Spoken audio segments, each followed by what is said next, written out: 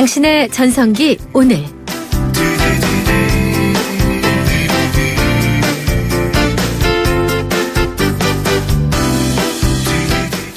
안녕하세요. 당신의 전성기 오늘의 이익선입니다. 이번 주 오늘의 중심에서 만화에 대한 얘기를 나누고 있는 거 아시죠? 많은 분들이 추억이라고 생각하지만 그때는 방과 후 부모님 몰래 만화방에서 숨어서 보다가 이 회초리 들고 쫓아온 엄마한테 귀 잡혀서 끌려 나오는 광경을 어렵지 않게 볼 수 있었어요. 그런데 2000년대 이후에는 부모가 만화를 권장하는 경우가 생겼습니다. 이른바 학습 만화가 나오고부터죠. 요즘에는 또 웹툰이 엄청 인기를 끌고 있습니다. 전 세계적으로 우리나라 웹툰이 사랑을 받고 있다는데 시대가 언제든 이렇게 만화가 인기를 끄는 이유 뭘까요? 아기 공룡 둘리의 김수정 만화가는 한 인터뷰에서 이렇게 말합니다.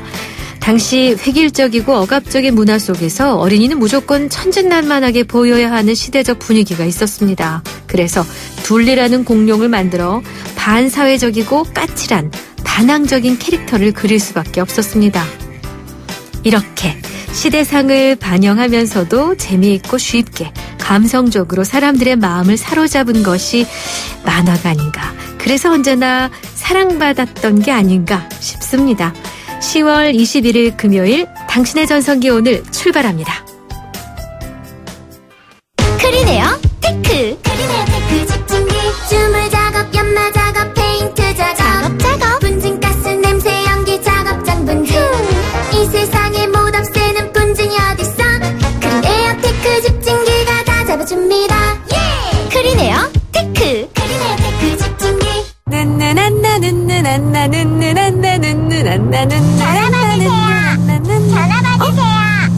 전화 받으세요. 안 돼요. 손예진은 운전 중이에요. 타이카와 함께 눈누난나 현대해상.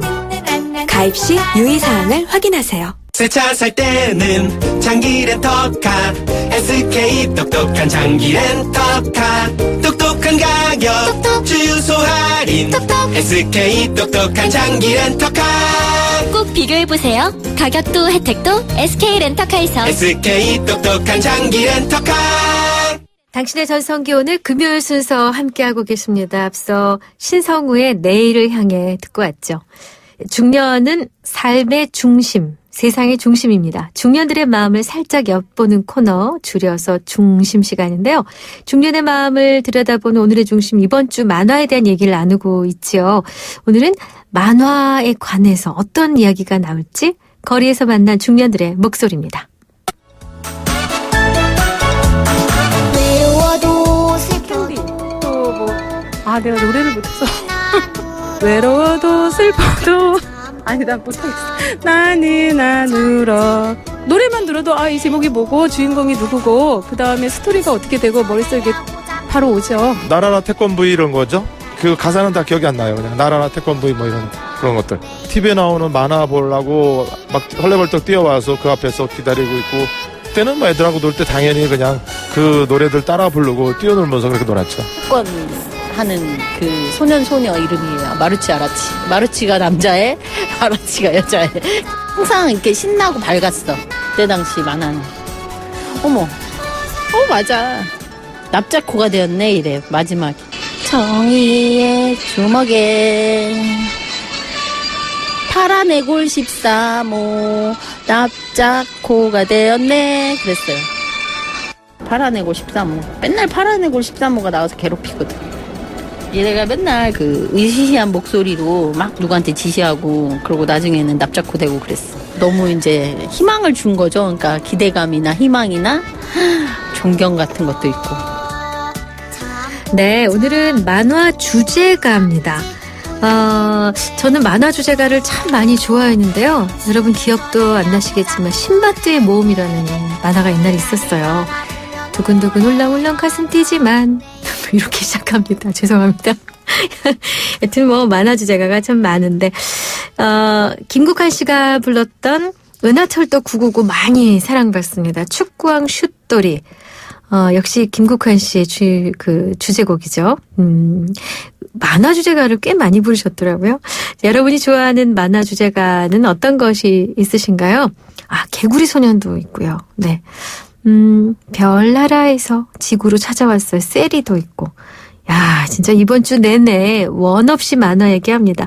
여러분이 제일 좋아하는 만화 주제가 궁금합니다. 샵 0945 우물정 0945번 짧은 문자 50원 긴 문자 100원의 정보 이용료 있습니다.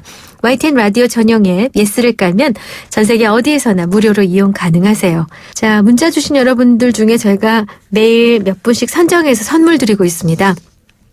유러피안 스타일의 감성 플라워 압구정 이니스 플라워에서 10만 원 상당의 꽃바구니, 탈모 전문 쇼핑몰 아이다모어에서 -2도 두피토닉, 도심 속 꿈의 놀이터 일산 원마운트에서 워터파크 이용권 2매, 그리고 선정능을 품은 도심 속 특급 호텔 라마다 서울에서 숙박권과 스파 이용권 선물로 드리고 있습니다. 오늘 문자 주제는 만화 주제가입니다. 김국환 씨 얘기가 나왔으니까 그분 노래 듣고 2부에 다시 오겠습니다. 김국환 접시를 깨뜨리자.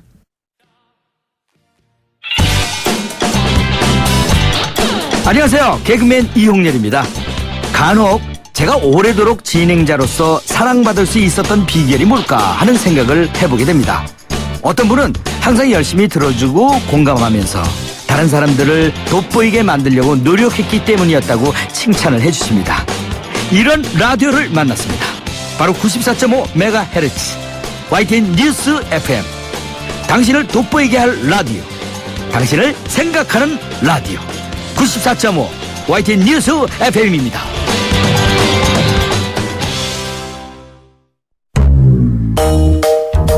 대한민국 사장님, 노란우산 공제는요? 있잖아요 안심이, 있잖아요 기쁨이, 있잖아요 내일이, 있잖아요 행복이, 있잖아요 사장님께, 있잖아요 노란우산, 든든한 희망이 있잖아요. 노란우산 공제가 소기업 소상공인의 희망이 되겠습니다. 서경석, 이금희도 함께 사장님을 지켜드리는 희망자산 노란우산 공제. 오늘이 좋다. 내가 좋다. 당신의 전성기 오늘. 당신의 전성기 오늘 2부가 시작이 됐습니다. 저희가 오늘의 중심 문자 주제로 기억나는 만화 주제가 여쭤봤었거든요. 7872님이 저는 달려라 하니 노래를 들으면 아직도 뛰어야 할 것 같아요 라고 주셨고, 2999님이 아무래도 저는 캔디 세대입니다.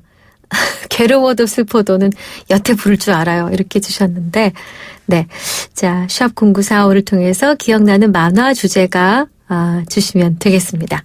튀김할 땐 행복해표, 볶음할 땐 행복해표, 요리할 땐 꼭 행복해표, 부침할 때 행복해표, 구이에도 행복해표, 행복해표 해표 식용유, 행복을 요리할 땐 해표 식용유. 어릴 적 할머니 손에 맡겨진 준우의 얼굴엔 커다란 종양이 자라고 있습니다. 치료를 위해 황급히 올라온 4월. 하지만 할머니와 준우가 지낼 곳은 비좁은 고시원뿐입니다. 하루라도 빨리 항암 치료가 필요하지만 정부 보조금만으로는 생활조차 쉽지 않습니다. 지금 월 2만 원의 정기 후원으로 준우에게 희망을 전해주세요. 후원 문의 1599-0300 1599-0300 굿네이버스. 1.2, 1.4! 입출금 통장이 1.4% 금리, 이게 말이 됩니까? 저 박상현이 금메달 딴 것처럼 은행도 노력하면 금메달급 금리 할 수 있다. SC제일은행 마이플러스 통장 자유입출금에 11월까지 가입하면 연세전 최고 1.4%에서 최저 0.1%, 잔액별 금리 등은 상품 설명서 및 홈페이지 참조. SC제일은행. 맛있는 건 먹고 싶고 먹고 싶은 건 비싸고 비싸면 부담되니까 모두 맛있는 피자를 드실 수 있도록 피자헛 모든 프리미엄 피자 할인. 방문 포장 40%, 배달 레스토랑 30% 할인. 11월 30일까지 맛있는 건 참지 마세요. 1588-5588 피자헛. 야, 너 밤새 얼굴에 무슨 짓 한 거야? 야근하고 같이 퇴근했는데 너만 왜 얼굴에서 빛이 나? 진짜? 이런 말 듣고 싶다면 자기 전에 제이준 마스크팩 붙이고 딱 15분. 내일 더 빛나는 마스크 제이준. 너 제이준한 거지? 내일 달라질 겁니다.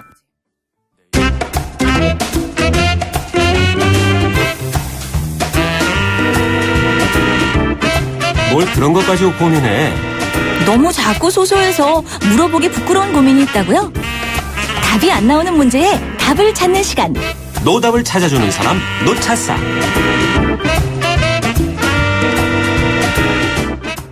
네, 당신의 전성기 매주 금요일 이 시간에는 사소한 것들이지만 내게는 너무 중요한 인생의 문제들.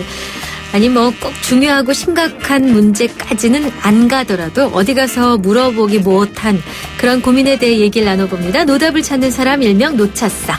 이 시간 함께해 주실 노차싸 윤영인 작가 모셨습니다. 어서 오세요. 네, 안녕하세요. 네.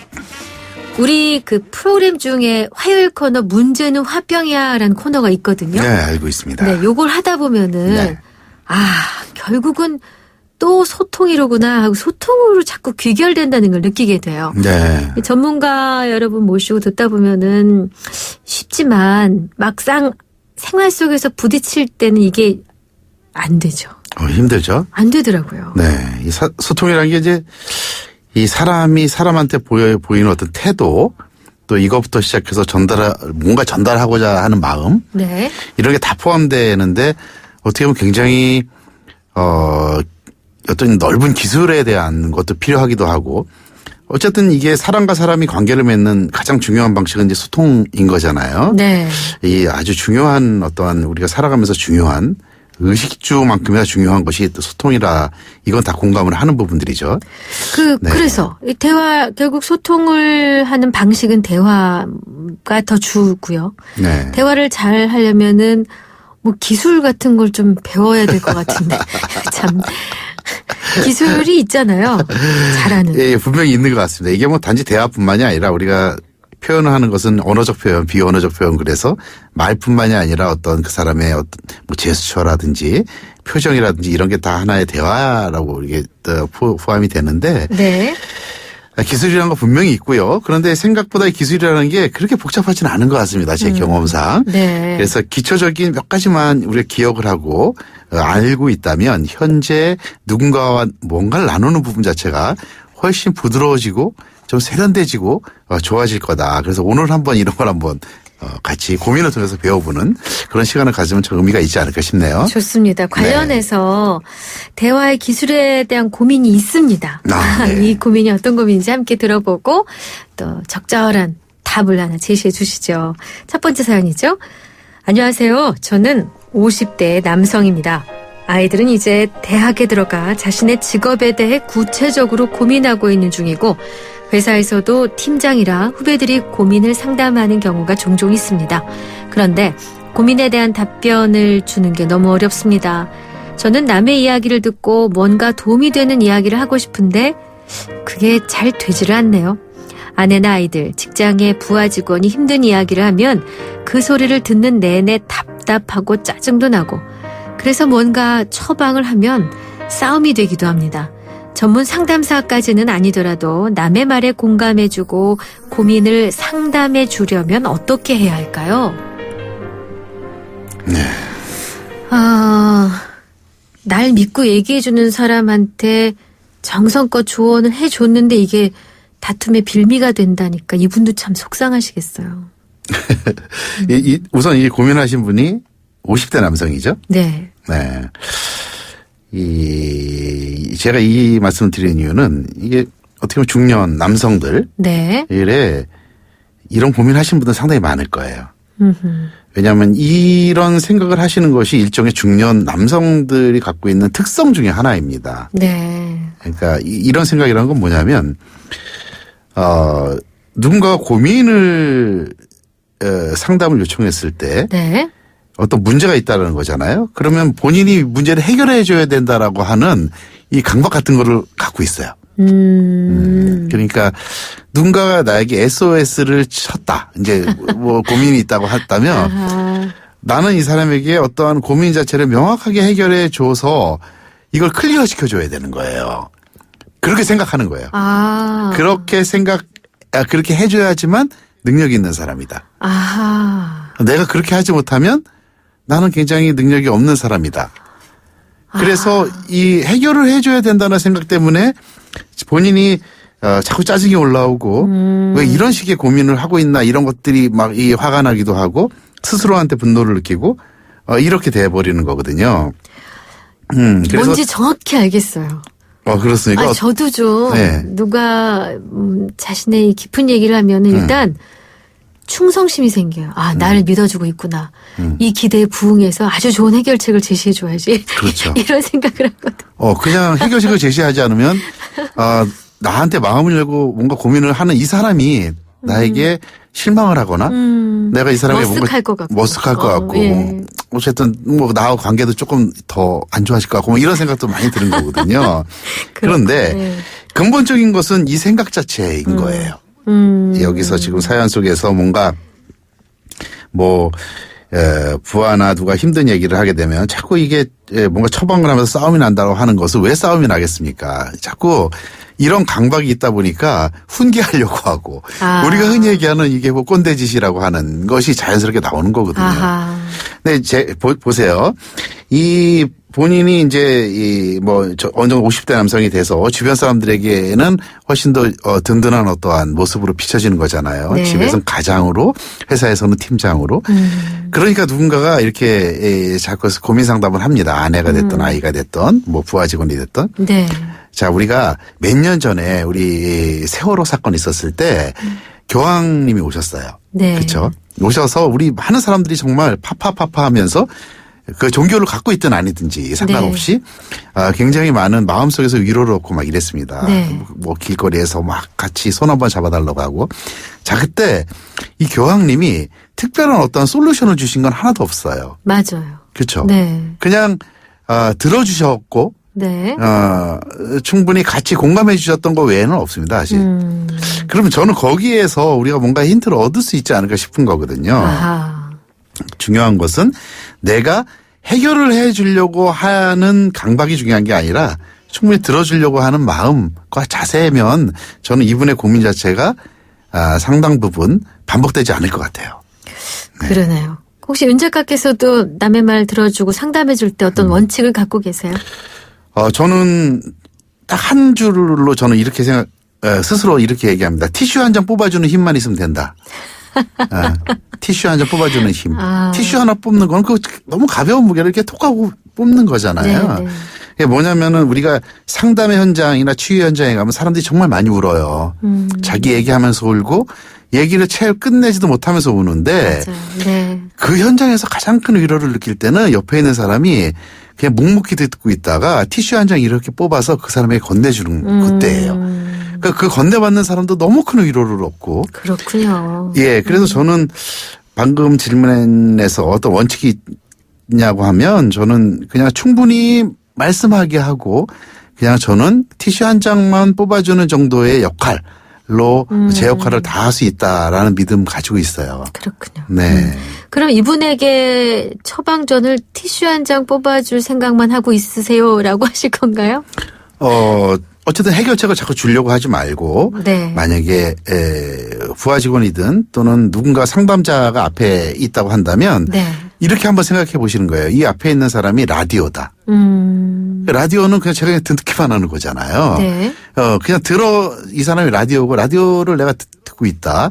그리고 속에서 뭔가 짜증이 올라온다든지 화가 날 때 그걸 지켜보는 거예요. 내가 그냥 좀 짜증이 나는구나.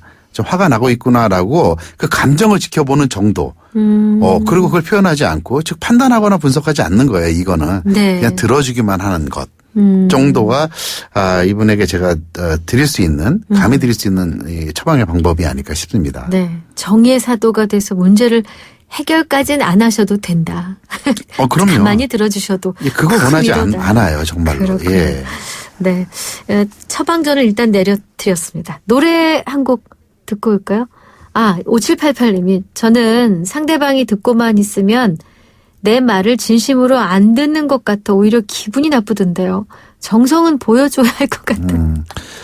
우리 교과서에서 이 상담 공부하신 분들이 상담학 원론이라든지 상담학 기초 배우면 네. 초반에 이런 게 나옵니다. 바로 저건데 리액션에 대한 부분인데 네. 일테면은 뭐 상대 내담자라고 하는 누군가 고민을 얘기하는 사람 자체가 했던 얘기의 끝부분을 따라해라 뭐 이런 얘기도 나오고 네. 앵무새 기법이라고 하는 거거든요. 예, 그 얘기는 뭐냐면은 방금 우리 5788님인가요? 이분이 말씀하셨던 것처럼 그냥 들어주는데 그냥 뭐 딴 데 보면서 들어주고 있다든지 딴 생각하면서 들어주고 있다든지 이런 건 아닌 거죠. 그거는 알죠, 상대가. 그건 당연히 알죠. 네. 딴 생각하고 있구나. 뭐 휴대폰 보면서 뭐 이렇게 건성으로 듣고 있구나. 네. 이거 하나니까 네.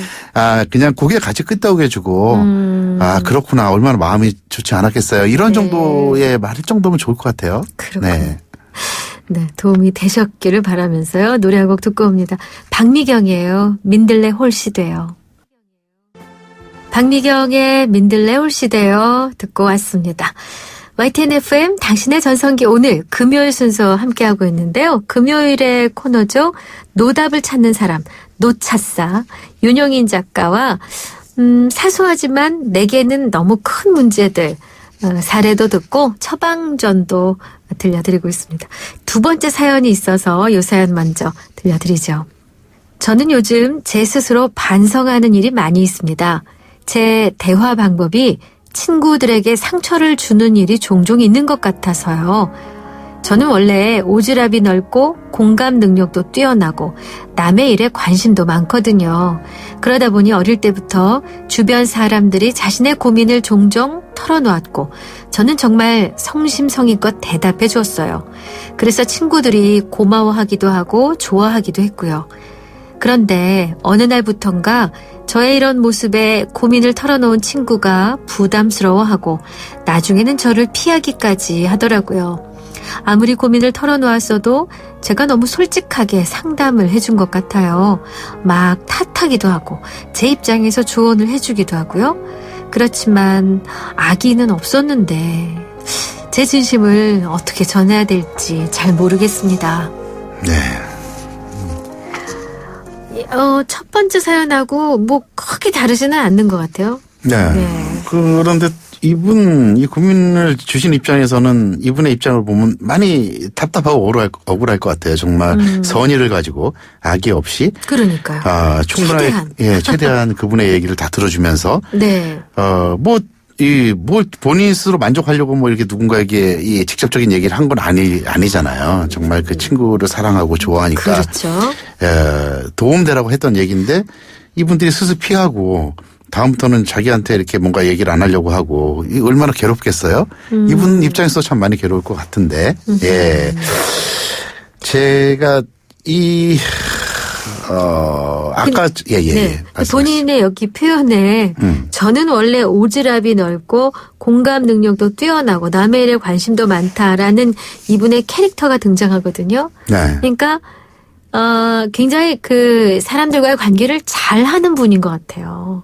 잘하시고 공감 능력이 뛰어나다는 거는 네. 어딜 가나 좋아하는 그런 성향이라는 여성분이시죠? 여성인지 남성인지 안 나와 있습니다만 여성분이라면 여성인 것 아주 같아요. 네. 굉장히 리더십도 있고 네. 명랑하고 이런 분이실 것 같아요. 네. 인기가 많으신 분인데 여하튼 이 고민을 한번 어떻게 해결할지 한번 이야기를 나눠보죠. 아까 제가 간단하게 뭐 전문적인 상담 이 얘기를 했는데 책을 통해서 뭔가 상담을 공부하고 이런 것들을 저는 크게 중요하게 보지는 않는데 이거는 하나의 그냥 우리 이야기를 풀어가려고 하는 입장에서 얘기를 드리면 여러 가지 전문적인 상담을 하는 데는 기법들이 여러 가지가 등장을 해요. 네. 그 중에서 크게 중요한 기법 중에 하나는 그 인간 중심의 상담 기법이라고 해가지고 그거는 뭐냐면 그냥 들어주고 수용하고 격려해주고 지지해주는 겁니다. 누군가가 고민을 얘기할 때. 그러니까 인간 중심 상담은 그냥 충분히 그것으로도 충분하다고 얘기를 하는 들어주고 거예요. 수용하고 격려하고 지지해준다. 예. 이것으로 대개의 고민 부분은 들어주는 사람이 할 건 다 했다 이렇게 하는 게 핵심이에요. 로저스라고 하는 분이 이 중요한 이런 학설을 만드셨고. 네. 그다음에 이제 그것보다 좀 더 앞서서 있고 또 현재 또 이 전문적인 상담 부분에서 현장에서 많이 쓰는 게 인지적 방법이라 그래서 이거는 뭐냐면 그 고민을 상담하는 사람이 가지고 있는 문제의 모순점을 스스로가 발견하게끔 하는 거예요. 그거는 훨씬 더 직접적입니다. 그래서 네. 왜 이렇게 생각을 하고 있는지 이건 굉장히 비합리적인 생각을 하고 있는 거야라고 대놓고 막 야단치듯이 얘기하기도 해요. 네. 오히려 이런 부분들이 기법적인 부분에서는 더 잘 먹히고 효과적일 수도 있어요. 네. 있는데, 전체적인 부분에서는 어쨌든 인간 중심의 상담 기법이 더 많은 사람들이, 이 대세라고 얘기해야 되나요? 이렇게 찾는 방법인데요. 그런데 이제 이분이 굳이 고민을 주신 분의 방법을 본다면 저는 약간 인지적인 부분에 가까웠던 것 같아요. 네. 친구에게 이 사랑한다는 이유로 야 그건 넌 왜 그렇게 생각을 해? 이건 아니잖아. 그건 네 잘못이야. 네 잘못이야. 넌 그전에도 똑같은 실수하더니 왜 지금 또 이러니? 그럼 네가 좀 바뀌어야 되는 거 아니야? 어떡해요. 이렇게 이제 얘기를 하는 거예요. 그렇잖아요. 사실이라 하더라도 속상한 일이죠. 근데 어느 순간에 이 듣는 분 입장에서는 내가 지금 야단을 맞고 있나라는 생각이 들고 아무리 친구지만 또 이게 막 바뀌는 거예요. 마음이 괘씸하기도 하고 얘가 내 약점을 갖다가 이게 해서 나 나중에 무시하면 어떡하지 이런 여러 가지 생각이 들기도 하거든요. 그러니까 이거는 인지적인 상담 방법은 전문가가 정말 상담자와 고민자라고 하는 정확한 역할이 구분되어 있는 그때는 효과적일 수 있겠지만 친구 사이에 그냥 비전문가들이 하기에는 사실 어떤 부작용들이 나올 수 있다라는 거예요. 그러네요. 네.